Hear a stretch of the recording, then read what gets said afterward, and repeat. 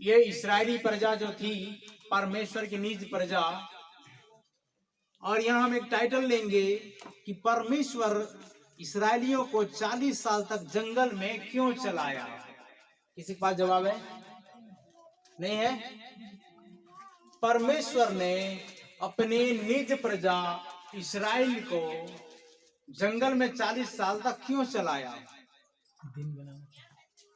ठीक है, गिदोन भाई बोल रहे दिन बनाना चाहता था। आज हम और कुछ रीजन को देखेंगे। कई बार आप और मैं क्या हो जाते हैं पता है, बहुत सारी बातों से व्याकुल हो जाते हैं, बहुत सारी परिस्थितियों से हार जाते हैं, थक करके हम बैठ जाते हैं और स्ट्रगल नहीं करते, मेहनत नहीं करते और लापरवाही कर बरतते नहीं हैं और लापरवाही करके हम फंस जाते हैं, क्योंकि वहीं पर परमेश्वर कुछ ना कुछ अद्भुत शिक्षा देते रहना चाहता है, हमें कुछ बताना चाहता रहता है। तो आज का विषय यही है कि परमेश्वर ने इस्राएल प्रजा को 40 साल तक जंगल में क्यों चलाया। आपकी भी आज ऐसी परिस्थिति है या मेरी भी ऐसी परिस्थिति है, तो आज जांच लेने की आवश्यकता है कि उनको क्यों चलाया ऐसा, उनको क्यों ऐसा किया परमेश्वर ने। जबकि परमेश्वर के लिए कोई काम कठिन है क्या? नहीं है ना। दिखा तेरे लिए प्रभु कोई काम कठिन नहीं है, तेरा हाथ इतना छोटा नहीं हो गया कि तू उद्धार ना कर सके। तो कारण क्या है? कुछ ऐसी वजह है, कुछ ऐसा रीजन है जो परमेश्वर इन परिस्थितियों से गुजर जाने देता है। जानना चाहेंगे? जरूर। यस और नो? यस। तो समझे? Hallelujah, hallelujah. निर्गमन अध्याय 13, 17 और 18 पद। जब फिरौन ने लोगों को जाने की आज्ञा दे दी, तब यद्यपि फलिस्तियों के देश में होकर जो मार्ग जाता है वह छोटा था। क्या था? छोटा था। तो भी परमेश्वर यह सोचकर उनको उस मार्ग से नहीं ले गया। तो भी परमेश्वर, हालेलुया, हालेलुया। छोटा रास्ता है, जल्दी पहुंच जाएंगे। कहाँ जाने का रास्ता? इधर से, ये क्या बोलते हैं, खपरा पाली तरफ से जाओगे तो बरमकला जल्दी पहुंच जाओगे। लेकिन नहीं, इधर से गोबर सिंह तरफ से, इधर पीछे से लेकर गया सूखा पाली की तरफ से, गोंदा होते हुए कटंग पाली से लेकर इधर गोबर सिंह होते हुए कहाँ बरमकला पहुंचा रहा है। टाइम लगेगा कि नहीं लगेगा? लगेगा। जानबूझकर ध्यान देना, ये कोई यहाँ पर इत्तेफाक वाली बात नहीं है, यहाँ पर किसी प्रकार का अपराध हुआ इस वाली बात नहीं है। लेकिन परमेश्वर का वचन कहता है, परमेश्वर ने उनको छोटा रास्ता से लेकर नहीं गया, शॉर्टकट लेकर नहीं गया, परंतु लॉन्ग कट लेकर गया। Hallelujah, hallelujah. क्यों लेकर गया उसका भी रीजन है, पढ़ो। तो भी परमेश्वर यह सोचकर कई बार परमेश्वर आपके बारे में अच्छा सोचता है, इसलिए वो सोचकर क्या करता है कि आपको भी उस दशा में, उस मार्ग में लेके जाता है जो लॉन्ग कट है, शॉर्टकट नहीं। आए, प्रार्थना किए, चंगाई मिल गया, चले गए अपने रास्ते, तू अपना रास्ता, मैं अपना रास्ता, कोई किसी को पूछता नहीं, कोई किसी को पूछेगा नहीं, है ना। इसीलिए परमेश्वर क्या करता है, कई बार शॉर्टकट नहीं परंतु लॉन्ग कट देता है। कारण थोड़ा सा और आगे, उनको उस मार्ग से नहीं ले गया, उनको उस छोटा रास्ता से लेकर नहीं गया कि कहीं ऐसा न हो कि जब ये लोग लड़ाई देखें, यदि इन लोग लड़ाई को देखें, तब पछताकर मिस्र को लौट आए। हाँ, क्या करके आ जाए? पछताकर मिस्र देश को लौट आए। पछताकर मिस्र को लौट जाए, प्रतिज्ञा के देश में, रणभूमि में, जब युद्ध के मैदान में उतर गए। कल एक बहन को मैं बात कर रहा था रात में, वो मुझे पूछ रही थी, तो बहुत सारे पास्टर, बहुत सारे प्रचारक ऐसी शिक्षा क्यों नहीं देते जैसा आप बता रहे हो। तो मैं बोला उनकी गलती है, या फिर उन लोगों को इतनी समझ ही नहीं है, उन लोगों को इतनी अकल ही नहीं है, ज्ञान ही नहीं है परमेश्वर के वचन का, इसलिए ऐसा बोलते हैं। कई बार ऐसा लिखा है क्या भाई बताओ, कि इंसान की गलती होती है तभी परमेश्वर प्रार्थना नहीं सुनता। तो मैं उस बहन को बोला कि आज से बहन तो कान पकड़ ले, क्या कर ले? कान पकड़ ले, और मनुष्य के सामने गिड़गिड़ाना छोड़ दे, और ये कहना कि जो कोई प्रचारक, जो कोई पास्टर, जो कोई प्रभु का सेवक जन है, अगर वो भविष्यवाणी कर रहा है या फिर वचन बोल रहा है या फिर किसी विषय को बोल रहा है, तो बोलना कि भैया आप सिर्फ जिन बातों को आप बोल रहे हो यहाँ बाइबल से मैच करा दो।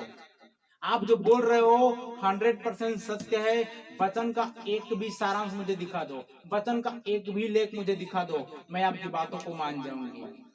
तो ठीक है भैया, आपने मुझे बुद्धि दिया, आपका धन्यवाद।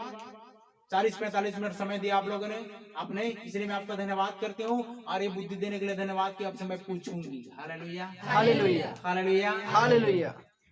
उसने क्या बोली कि आपसे मैं पूछूंगी, क्योंकि कई तरह की उल्टी पुल्टी बातें हो रही है, उल्टा पुल्टा शिक्षा दिया जा रहा है, उनको उल्टा पुल्टा कमान कर दिया जा रहा है, और लोग निराश होकर उदास होकर बैठ जा रहे हैं। जरूर तू बहुत बड़ा पाप करती, इसलिए परमेश्वर तेरी प्रार्थना को नहीं सुनता, ऐसे कहीं पर लिखा है क्या? नहीं लिखा है क्या, बताओ? नहीं लिखा है। ऐसे लोग बोल दे रहे हैं और उन लोग मायूस हो जा रहे हैं, निराश हो जा रहे हैं और प्रार्थना करना छोड़ दे रहे हैं। तो उनको बोला गया कि एक और पास्टर हैं, प्रभु के दास, उनसे बात करके देखना कि तुम्हारा समस्या समाधान हो जाएगा। उसने अपने मन में धारणा बना ली, सबसे मैं ऐसा बात करती हूँ तो जरूर उनसे भी बात करूंगी तो वो भी मुझे ऐसा बोलेंगे। हर कोई ऐसा बोलेंगे? नहीं बोलेंगे। आप पहली कक्षा वाले छोटे बच्चे को पूछोगे और 8वीं क्लास वाले बच्चे को पूछोगे, अंतर रहेगा कि नहीं रहेगा? रहेगा। इधर जाकर वो हेडमास्टर को पूछोगे और उधर जाकर शिशु मंदिर को पढ़ाने वाला बच्चे को, टीचर को पूछोगे, अंतर रहेगा कि नहीं रहेगा? समझ में आ रहा है कुछ बात? इसलिए मैंने उनको बताया, अंतर बताया कि हर एक में वो सच्चे नहीं है, हर एक में परमेश्वर के वचन का ज्ञान नहीं है जो तुमको क्या कर सके, सही रास्ता दिखा सके। मैं बोला वचन से बढ़कर कोई भविष्यवाणी नहीं है। Hallelujah, hallelujah. वचन से बढ़कर कोई दर्शन नहीं है। Hallelujah, hallelujah. वचन से बढ़कर और कोई दुनिया में कोई ताकत ही नहीं है। आमीन, आमीन। क्योंकि परमेश्वर ने क्या कहा, उजाला हो तो उजाला हो गया। तो कैसे हुआ? वचन से। वचन से हुआ कि नहीं हुआ? हुआ। तो उसमें और चमत्कार ढूंढते रहते हैं। क्या ढूंढते रहते हैं? चमत्कार ढूंढते रहते हैं। ऐसा नहीं होना चाहिए। तो इस्राएली प्रजा 40 साल तक उसमें घूमे फिरे। तो पढ़ो, जब ये लड़ाई देखे, जब अगर ये लड़ाई देखेंगे, इसीलिए परमेश्वर कई बार प्रकटीकरण अधिकतर नहीं करता है, ताकि क्या करोगे? अब देखो, आपको दर्शन खोल दिया, आप दुष्ट आत्मा को देखोगे, इधर भूत प्रेत इधर उधर उड़ रहे हैं, भाग रहे करके देखोगे, आपको डर लगेगा। आपको क्या? क्योंकि मजबूत नहीं हो, इंसान नहीं हुए हो। और याद रखना, हम पौधों से इस बात को सीखते हैं कि जो पौधा कमजोर है उसी पौधा में कीड़ा लगता है। लगता है कि नहीं लगता है? लगता है। देखे आप लोगों ने, जो पौधा कमजोर है या फिर अनाज जो हम लगाते हैं, अगर उन पौधों में कमजोरी है तभी कीड़ा खाएगा। स्ट्रॉन्ग पौधा को खा सकता है क्या? नहीं खा सकता। इसीलिए अपने आप को क्या कर लो, मजबूत बना लो। कैसी परिस्थितियां जब आपके जिंदगी में आने लगे तो आपका बाल भी बाका नहीं करना चाहिए। आमीन, आमीन, हालेलुया, हालेलुया। परेशानियां देखकर आपके जिंदगी से थर थर कांप कर भागना चाहिए कि अरे बाप रे बाप, ये तो बहुत स्ट्रॉन्ग है, बहुत मजबूत है। Hallelujah, hallelujah, hallelujah. दिया गवाही दे रही थी, 3-4 दिन से क्या कर रहा है वो, आ करके सो रहा है इधर बगल कमरे में, है ना। और मेडिसिन को मेरे को बताया गया 6:30-7 बजे, और वहां पर लॉकडाउन की स्थिति में पुलिस इधर उधर दौड़ रही थी। क्या बोलते हैं उसको, जो सायरन बजा करके क्या कर रही थी, लोगों को दौड़ा रही थी, है ना। और उसी समय में वो दवाई का लिस्ट मेरे पास पहुंच रहा है, मेडिकल बंद, और बाहर जाने से लाठियां पड़ेंगी, क्या होंगी। भाई भी बोल रहा है मैं आ रहा हूँ, मैं बोला सुबह बोलते 2 बार मैं क्या कहाँ गया था, मेडिकल गया था, उस समय दवाई ले आता, मिला ही नहीं। ऐसी परिस्थिति आ गई, इंजेक्शन लग गया, गोली भी खाया, कुछ काम नहीं किया। अंतिम उसको एहसास हुआ कि जरूर मैं उधर उधर घूमा था, जरूर मेरे को कुछ न कुछ कर दिया गया है। क्या कर दिया गया है ना। वो अपने आप ही में आ गया, कुल मिलाकर जरूर कुछ न कुछ मेरे साथ गड़बड़ है। जांचना चाहिए, परखना चाहिए कि मेडिसिन खा रहा हूँ काम नहीं कर रहा है, इंजेक्शन लगवा रहा हूँ काम नहीं कर रहा है। अब एक ही उपाय है, दुआ से बढ़कर कोई उपाय नहीं है। Hallelujah, hallelujah. दवा ने काम नहीं किया, दुआ जरूर काम करेगा। Hallelujah, hallelujah. समझ में आ रहा है कि नहीं आ रहा है? इधर जाओ उधर जाओ, इधर फिरो उधर भटको, कुछ काम नहीं देगा। आप जाकर सीधा घुटने में आ जाओ। आमीन, आमीन। बोला सारे लोग इधर आ जाओ, हम प्रार्थना करेंगे। बस 2-3 मिनट प्रार्थना किए, आज्ञा दिए, और मैंने कहा प्रभु अगर तू यहाँ पर होता तो जैसा कि पतरस की सास की ज्वर को तूने क्या कर दिया, डांटा, और पतरस की सास का ज्वर उसी घड़ी उतर गया। हालेलुया। हालेलुया। तो आज आपकी उपस्थिति ऐसी है यहाँ करके समझ कर नहीं स्पष्ट कर दो।